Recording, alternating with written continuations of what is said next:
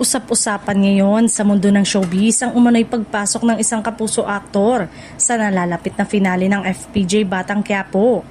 Habang papalapit ang pagtatapos ng hit primetime series, lalong umiinit ang mga espekulasyon kung sino ang makakasama sa huling yugto ng makapigil hiningang kwento ni Tanggol. Ayon sa ilang bulong-bulungan online, isang kilalang leading man mula sa kabilang network ang posibleng magbigay ng espesyal na partisipasyon sa finale week. Hindi pa man ito kinukumpirma ng production.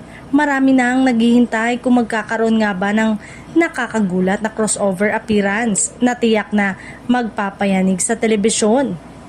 Matatanda ang kilala ang serye sa paglalabas ng malalaking pasabog, lalo na kapag papalapit na ang mahalagang eksena.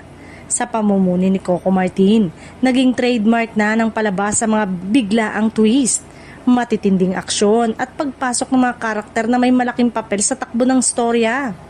Kung sakaling matuloy ang pagpasok ng isang kapuso star, isa itong patunay na unti-unti nang nababasag ang dating matibay na pader sa pagitan ng mga network pagdating sa mga espesyal na proyekto. Hindi na rin bago sa industriya ang mga ganitong kolaborasyon, lalo na kung ang layunin ay mas mapaganda ang kwento at mas mapalawak ang abot ng manonood. Sa ngayon, nananatiling palaisipan kung sino ang naturang aktor at kung ano ang magiging papel niya sa final. Kaaway ba siya ni Tanggol o kakampi?